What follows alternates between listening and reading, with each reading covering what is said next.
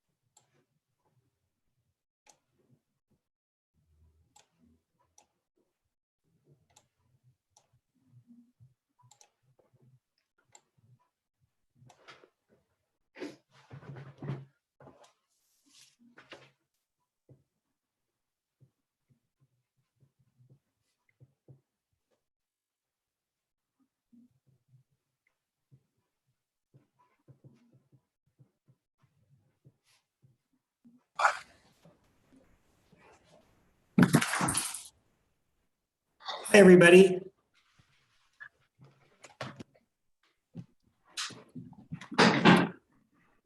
Brandon, Hi, how are you? I am well. How are you? Good. Can you hear us okay? I can hear you just fine. Yes, sir. Wonderful.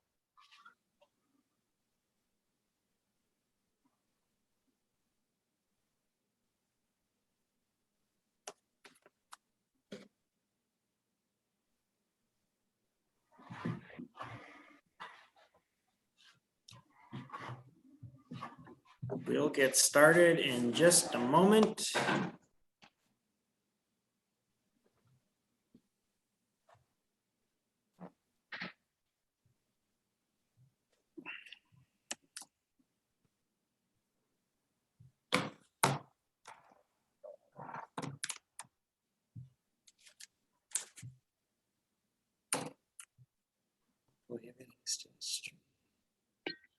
Ooh, it's Brian. Hey there, guys. How are you? Good. How are you, Brian? Good. That looks like a Taco Bell cup. Oh, no. That's an old one.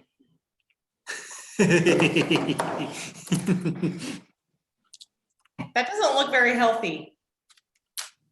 It's just water. It's no big deal. It's just water.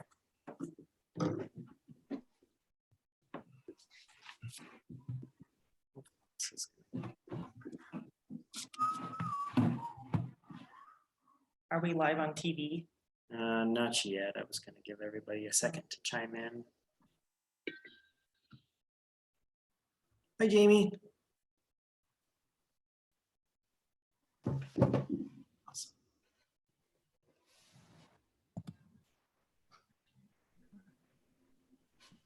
Can everyone hear me? Yes. Okay, thank you. Can you hear us? Yes. Wonderful.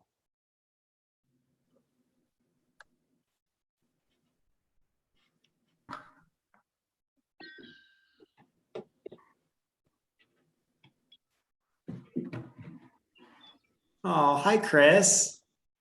Hi. Hello. Where are you right now? I'm in my living or my dining room. I'm here in Stevie. That's not what it looks like. I know. It's the best thing that's come out of quarantine is learning how to do a background in Zoom. That's awesome. All right, that's 1, 2, 3. We need a list. I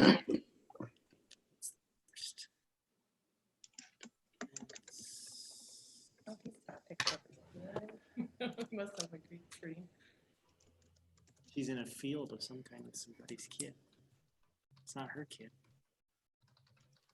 No, those are my grandkids. 3 of them. Oh, that's better. Now we can see all of them. We could just Yeah, see. see? They're cute. Much cuter than me. I should just go off camera completely. All right. 1, 2, 3, 4, 5, 6, 7, 8. It's pretty good. We know that Julie's not coming. So we've got 1, 2, Cody. Okay. All right, just a moment, everybody. We'll get the live stream going real quick and then get moving here. Possible issues. Hang on. There it goes. That's working.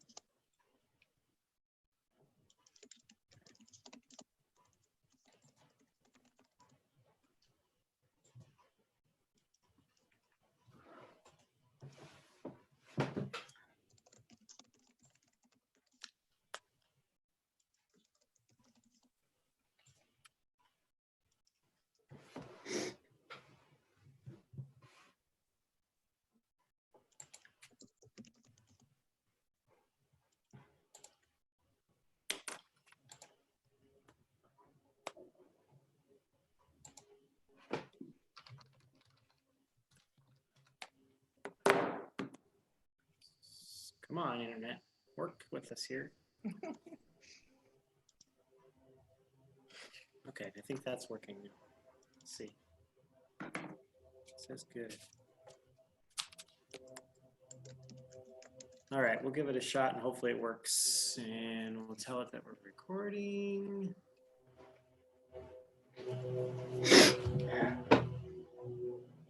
Okay. Hi, everyone. Thanks for joining us. And for the recording's benefit, it is April 28th, 2020 at 1:05 for the Stevensville Economic Support and Recovery Task Force meeting. Everyone can hear us okay on this end? Mm-hmm. Yep. If it looks funny because we're looking straight up, it's because we're looking at the screen above the camera so that we can see all of you decently. Real quickly, I thought we'd provide a couple of issues. And for those folks on our live stream, the internet is having a hard time keeping up with everything. So if you're watching a live stream and it cuts in and out, we apologize. Bear with us. At any rate, I thought we'd update on a couple of matters we left last week with, and then I wanted to kind of gather some more input from those of you on the board. The the Stevensville Business Relief Fund grew rapidly since our last meeting, and they just sent us an update as to how much has been dispersed. Jamie, do you remember that off the top of your head? We did an 800, a 900, a 500, and a 500. So so far we've helped 4 businesses. So what, 2,000? No, over 2,000. I think it was So 3 or 4. Yeah. I can't remember off the top of my head, sorry. So they've raised through the GoFundMe, they've raised $5,140.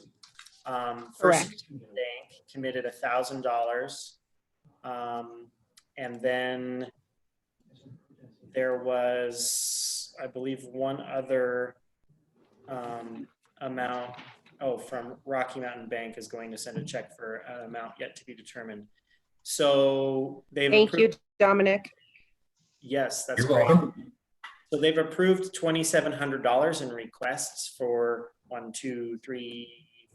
different businesses. And those have primarily been for operating, well, they've all been for operating costs of some kind, whether that be rent or utilities or some sort of a supply that they needed to get started again. So that's doing very well. And Project 59870 has been successful in their fundraising efforts. The town is assisting that organization. Project 59870 doesn't have a website to operate off of. They're a very new organization on a pretty tight budget. So the town opened up a webpage on our website to help give folks information.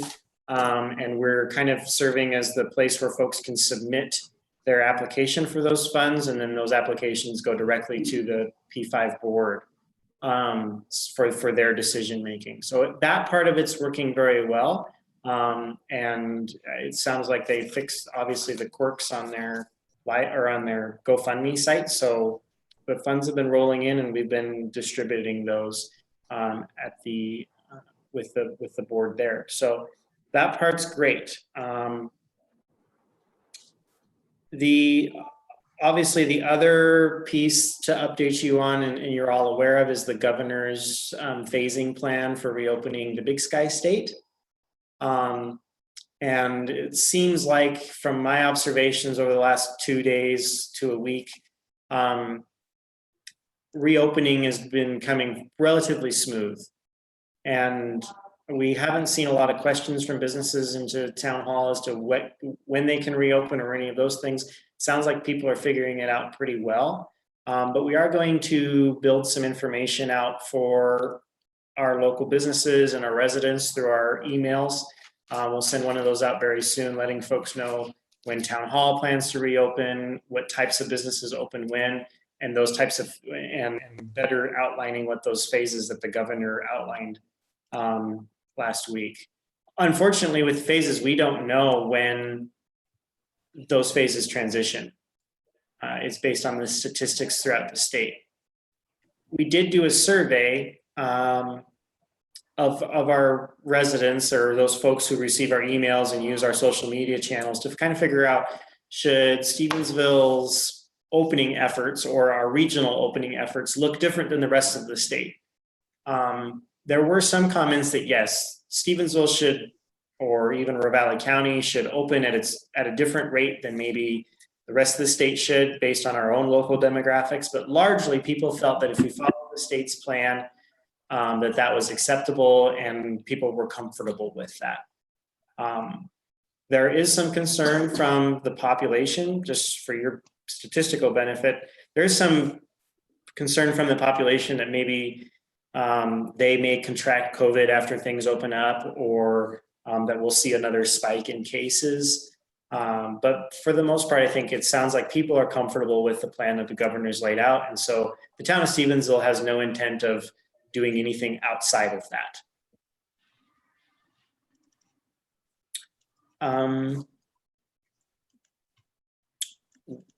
That I think pretty much brings you up to speed on the developments over the last week. There was one other thing. Oh, the governor appointed a task force for economic recovery throughout the state. And so we've been asked, there's a representative on that board representing the cities and towns across Montana. That's Tim Burton with the Montana League of Cities and Towns.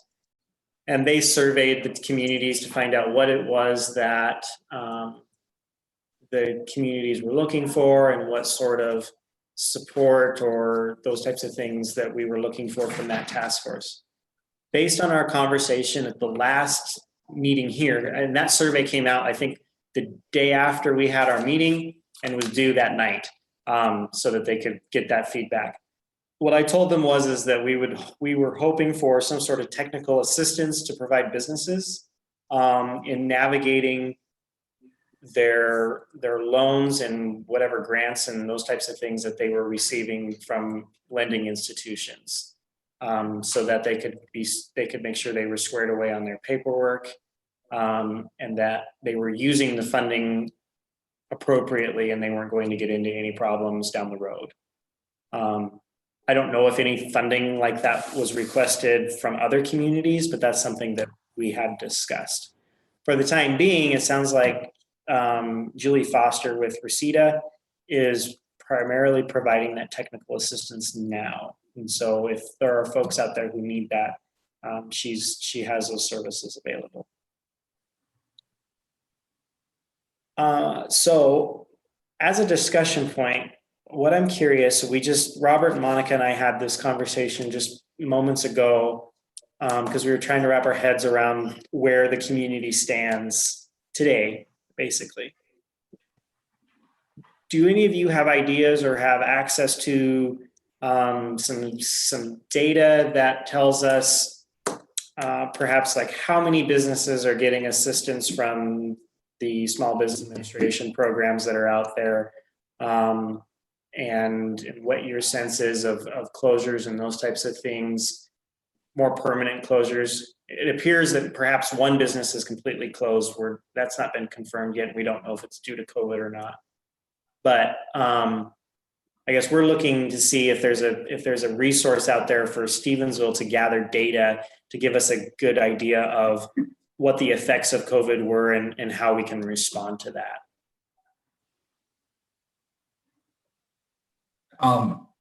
From Rocky Mountain Bank, Brandon, that since the SBA just was funded again on Tuesday, we are still processing applications that were sent in. We were in the middle of processing them when the money ran out. So we will have numbers. I just don't know when, but probably within the next, I would say, week. I would assume that we will have all of ours processed out, and we will be able to provide some accurate numbers for the Stevensville area, at least with the Rocky Mountain Bank and Stevensville customers. Okay. I've kind of been out of the loop the last few days. I can tell you we have not seen a decrease in employers or employees at this point. Not to say that that won't happen. I could probably get you, I don't know if we want to use them as a statistic or not, but I could probably get you some bench numbers as far as Stevensville goes by probably by our meeting next week. I could also kind of touch a little bit just from our client standpoint of Ravalli County as a whole, if that would be helpful. Again, I don't know, it's just our business, so I don't know statistically wise how accurate that will be, but at least, you know, we do employ, we're one of the largest in Ravalli County, so it might be of some use. I think if at the very least, Jamie, I feel like that would be relative. That'd be a baseline for us to work off of. Wouldn't you agree? I can't hear you at all, Brandon, I'm sorry. Oh, do you think that, I guess what I was saying was, that data, whatever data you can provide, Jamie, I think at least gives us a baseline and is relative to the situation. As unemployment statistics come out, we'll have statewide, we'll probably be able to compare that. Sure. Okay.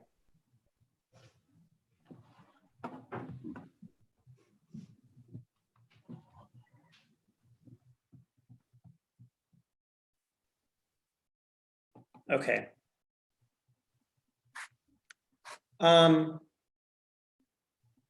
Gather my train of thought here.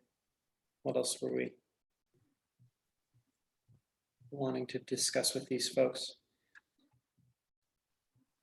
One thing you could look at as well, Brandon, I don't know how many Missoula chamber members we have down here, but Missoula chamber has been pushing really hard a survey based just on that. They've been asking business owners what loans they went after, if they were successful, the amount, the chance they think it's going to work and get them through it.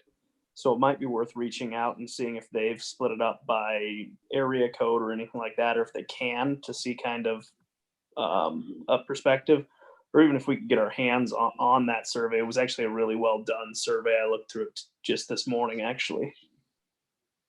Okay, that's a good idea, Cody. We could do that if we had a way to, we have the ability to replicate that and send that survey out, and we have the database of as many businesses as possible. We have database of the old Main Street Association membership combined with our business licenses. So we have a pretty good solid, you know, in total of all the emails that we have access to, it's just over 600 email addresses that we've been sending information out to related to COVID-19. And those folks have been very receptive, albeit we have about a 40% open rate on our emails. So, you know, take that for what it is, but there's more people we reach than otherwise. And then of course our social media outlets are also reaching folks as well. I'd be happy to reach out to Jody at the Bitterroot Valley Chamber of Commerce and see. I know she's been working heavily with businesses in the valley, both demographically Hamilton and Stevensville, so to speak, and see what kind of feedback she could get or has. Okay. Yeah, and if there's a way that Stevensville can help share those resources, or if it's like a survey or something that we can redistribute, we're happy to do that. We just need to know it exists. Okay. Thanks, Jamie. You bet. That basically, although it's short, kind of covers my punch list. I guess I'd open it up to discussion to see, given we've had a week since our last meeting, we have a kind of a better idea of what it is we're, to some degree, what our vision is, or the direction we're heading now that things are starting to reopen a bit, what your ideas are and what you'd like to see either the town produce from a policy standpoint or from an activity standpoint, or what you'd like to see the committee here achieve, you know, going forward. I actually next week am going to be meeting with two businesses that are in downtown Stevensville that have their retail sales, right? And I'm kind of hoping they want to pick my brain as I want to pick theirs to see where are we coming in, maybe a little soft, maybe where are we coming in a little hard, where's our focus from their viewpoint need to be or has been. So I think once I meet with them, we might actually have a direction from the very people that we're trying to help, give us some feedback as to where we need to go. Until then, I think we're kind of poking holes in different directions from our viewpoints. But I Sure. think speaking to actual businesses that this is really affecting will give us a good sense of direction. Chris, Komar, I have a question for you. We talked about at our last meeting. Can you hear me okay, Chris? There, I had to unmute me. Yes, I can hear you. Okay, make sure. At our last meeting, we talked that, primarily the focus from a tourism standpoint is to, love us from afar, look forward to your visit here, but don't come yet. Is there an idea, because I know the governor's plan for reopening is somewhat vague in terms of timelines. Do you have a sense from your contacts as to when we'll transition from love us from afar to, okay, now it's safe to visit? No, unfortunately not. I noticed in the governor's phase 2, it still had the 14-day quarantine in there. With, I think, parenthetically, will be lifted as appropriate. So I don't think, I haven't heard no one talking about a date certain. I think everybody seems to be looking a couple weeks ahead. So I think, quite frankly, that these states that are opening big, I think in 2 weeks, we're going to know whether that works or not. And that my own feeling is that that's what's going to determine whether we can open wider. Sure. I had a call this morning from a woman in California who lives on the beach with a second home here. It also happens to be a rental. And she said, "Oh God, people are all over the beach, and we just have to get out of here." So I know people are thinking of coming here, but I said, "You're welcome to come to your second home. You just have to quarantine for 14 days." Right. No, I don't know.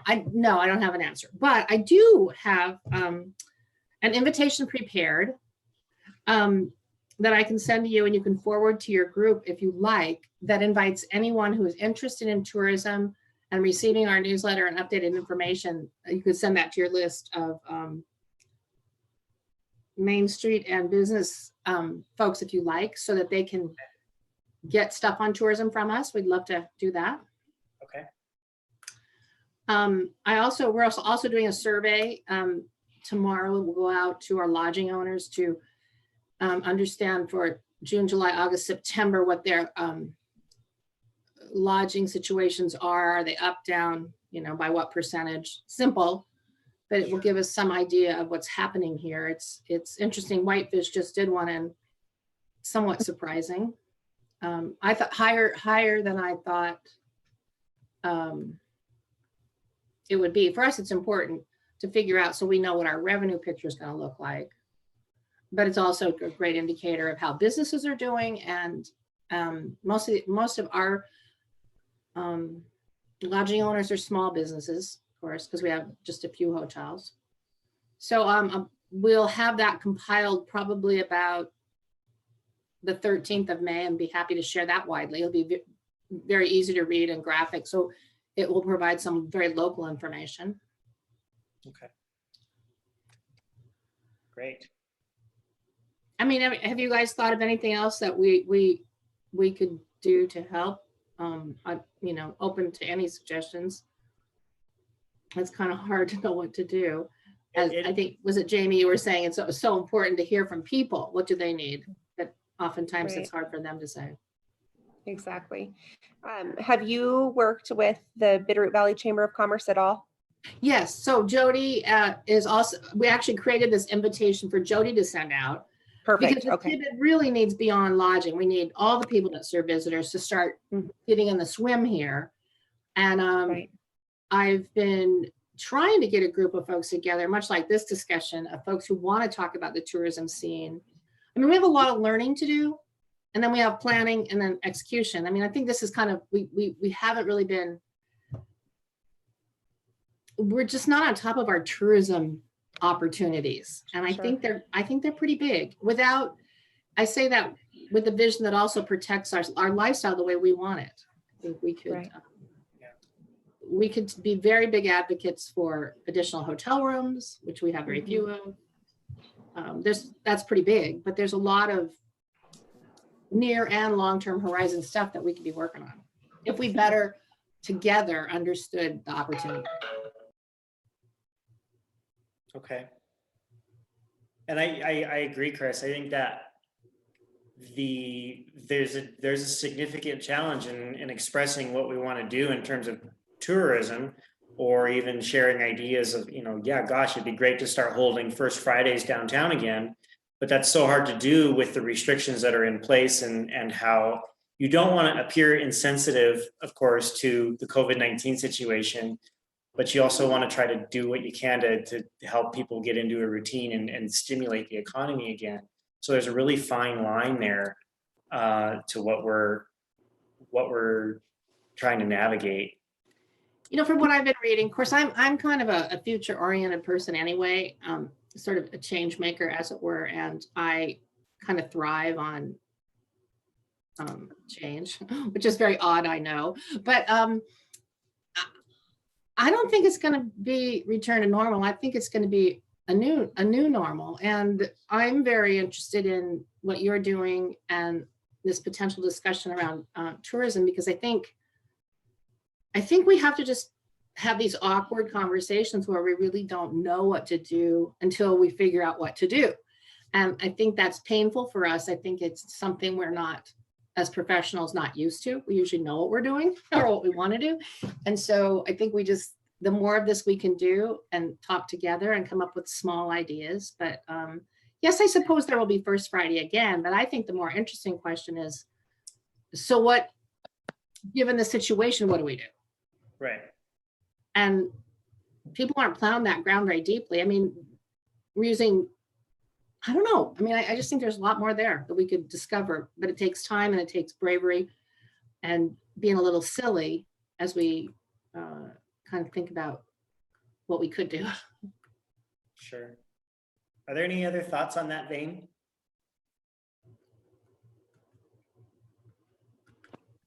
I'd like to suggest that, I mean, I think it's pretty obvious, but we got to try to make it a safe place. And I think that's part of our role, is whether it opens up in June or August. It's going to have to be safe either way. I mean, you're not going to get people downtown. And I think that the more you can encourage that, and as you're talking to the businesses, I think if I was a business owner downtown, you got to get people downtown. In order for them to come downtown, they got to feel safe.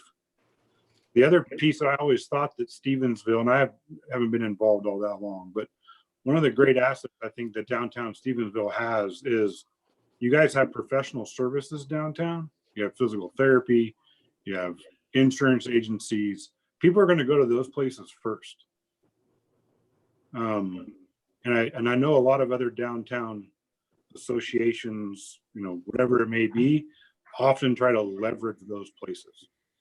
So I think that if we could get some of those folks involved in this, I think it would be a well-rounded group. I mean, I appreciate the garbage man and the banker, but we're part of those professional services, but those people that have their livelihood downtown would be important. I have one in mind. I also have, this probably is an unpopular notion, but it's been my observation in the world at large that when there is something to be fixed, a lot of times people rely on somebody else to fix it. And in this case, I think we have to challenge people to help fix it. I'm sitting on top of 3 opportunities that I keep talking to people about. One is the state's Taste Our Place. One is the Lewis and Clark National Story Challenge just created this beautiful geotourism site for people that travel along the trail. And their research has indicated that people who come to see the trail want to stay in local places, want to eat local food, want to have local experiences. They are looking for us. These are free opportunities. They're terribly high, very high quality. And I can't get anyone to go on. Very few people are going on to make listings. And I don't quite get that. But I think those are ways people can help, so how do we fix it? If we're not relying on others, then we can take advantage of opportunities like that. Is it a guaranteed 5 people are going to walk in my store in an hour? No, but it's motion forward, and it's community. if we had all of our great restaurants on Taste Our Place, we would have people saying, wow, that Bitterroot Valley, you got to go there to eat. There's just a lot of great local, we aren't, it's just hard to get that to happen. But I'd be happy to share those with you all if you think asking businesses on Main Street to do things like Taste Our Place and Lewis and Clark Geotourism would help. I'd be happy to send you that information. Chris, I could would you- like it. Yeah, Okay. For sure. Okay, I will do. that'd be great. Thank you. Hey, Brandon, I was just thinking, is there a way that this is our second meeting and word is, I don't know where I went, but can you hear me? Yeah. With us. Yep. Okay. Is there a way that, there we go. I don't know what's going on here. Is there a way now that this is getting out and more people are starting to watch it and understand kind of their understanding as well as we are of what our goal is here? Could we maybe do a question and answer forum on here? Where maybe businesses could tune in or people with questions or suggestions, how we can move forward to better help them. So like you said, you're right. Some people don't know where they need help or how to ask for that help. But the more people that you have asking for something rather than nothing, the more it launches others to start speaking and start seeing action. So is there a way maybe we could do that? By the way, you guys, I went on to watch this because I missed the first part last time. You remember I was late. When I went on, what's this Tuesday? I went on Wednesday morning. 325 people had looked at this recording. Right. That's awesome. That's why I think it's important that we have a question and answer so that we're speaking to and for people that we're trying to help. So I agree, Jamie. do you think that would be helpful? Is that something we should do sooner rather than later as like a town hall type of atmosphere versus waiting until our next meeting next week? I guess I'm I think open. I just think it's something that we need to do. Can we do like submit a question online? Yeah. To the site? Because, like Jamie said, sometimes it's hard to even know where to begin to ask for the questions, but a lot of times, one person asks the question, there's 10 other people that have that same question. And Right. I truly believe that in Stevensville, I think this is a really good group of people and we would have the answers to help out people. Mhm. And again, I think it would be you could send in a question anonymously or whatever it is, so you didn't have to have your name called out. But I think that'd be a great idea. So we actually get some feedback from the town and real questions from people that are out there trying to make it happen. Mhm. Okay. I think what would be helpful would be to chunk up make chunks of what we're trying to do, like tourism is one, helping people get money is one. If we broke up our work into 3 or 4 categories, then we could get focused questions, maybe. I don't know. And I think that was something we'd like to do after this meeting, now that we have kind of a better grasp of what's going on, is to, in our next kind of town community update, in our next press releasing, kind of sharing here are the pieces that the town's working on in terms of economic recovery and support for businesses. And so I think what we can do is break that out into the tourism piece and the business support piece and the resources for businesses to address making sure that our downtown is safe for visitors. And then there's also an infrastructure piece that I'd like to address. And so we can break those things down into some bullet points and then kind of start prompting people for questions over the next couple days. And we could throw a Zoom town hall meeting together for Friday. Is that acceptable? Well, let me check my calendar. I don't know that I can actually commit to that at this point. And I suppose it's I guess if a number of board members were available of this committee were available to attend, that'd be wonderful. But it can also just be a forum where the staff and I are here to answer questions that we know the answers to, but also just to hear what their questions are. And we can record. I mean, we'll record everything we do anyway. But really it's a process of hearing what the questions are and then disseminating that back out to the community. The alternative is, I mean, since we have this standing date on our calendar and people are hopefully kind of getting used to the idea that we meet at 1 o'clock on Tuesdays, we could, we can use that extra time to kind of help stimulate the question piece of this, and we could use, our time together next week to do the Q&A like Janie mentioned.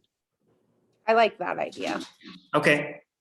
I mean, I'm not speaking for everyone. I'm just saying for me, myself, I like that idea.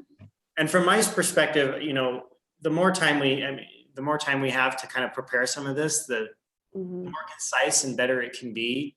We're really good at rushing things and getting it done in a pinch, but we'd rather take our time and make sure it's right. So if we have until Tuesday to pull a lot of this material together and to get prepared for that Q&A, that's better for us. Well, we can advertise to our community. Here's what's coming up. Write down any questions that you have. This is your opportunity to speak, like to all of us at that time.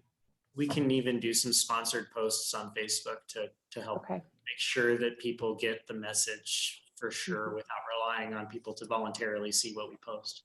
Sure. Okay. Are there any other thoughts on that? Great.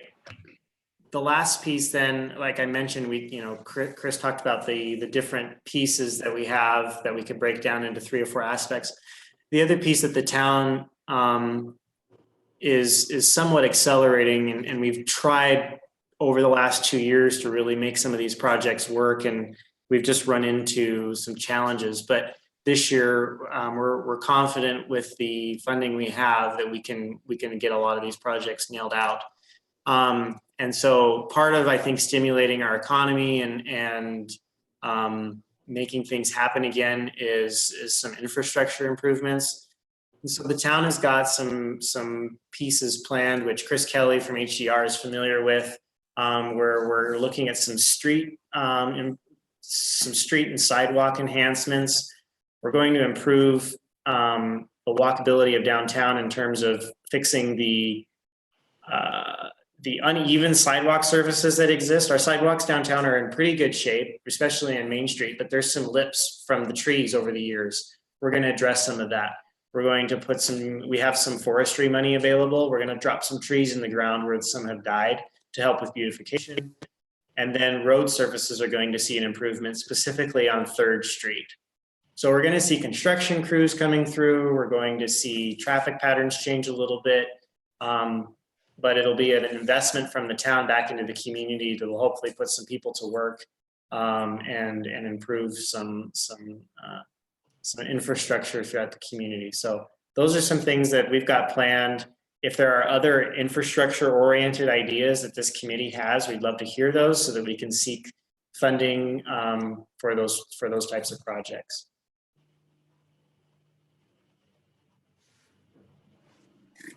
Otherwise, I think that's all I really wanted to cover. And so what we'll do is I'll probably have Monica pull together a recap of this meeting with some bullet points so we all remember what we kind of covered. And then we're going to start working on the public information piece right away on our question Q&A next week. Monica, I'm sorry I threw so much information at you this morning via email. Was that helpful, or do you need help wading through that? I actually read through the 3 emails that I received. I did find that the information was very credible to as far as businesses. Okay. Sorry about that. I just wanted to get it to you because I didn't know what my availability today would be. No apologies needed. It was great. Thank you. Okay, you're welcome. Okay. Let me just real quick double check and make sure we don't have any comments missing on our live feed, and then we'll adjourn unless anyone else has anything else for the good of the order. Doesn't look. Okay. Looks like we're good. We have 5 people watching right now. So Chris, what was the name of the food? Taste Our Place. Taste Our Taste Our Place. It's on the Made in Montana website on the Montana Office of Tourism Business Development. I will send you links. Well, I'll send Brandon and Monica the links, and then y'all can share. Is Sounds that- great. Yeah. Wonderful. Did you guys get my newsletter? Yes. Okay. Did you guys get it? Yes. Cool. Okay. All right. Everyone, thanks for your time. I appreciate it. And we'll be in touch either by email, and then we'll see you again next week. Thank you. Thank Good, you. thanks. Stay healthy.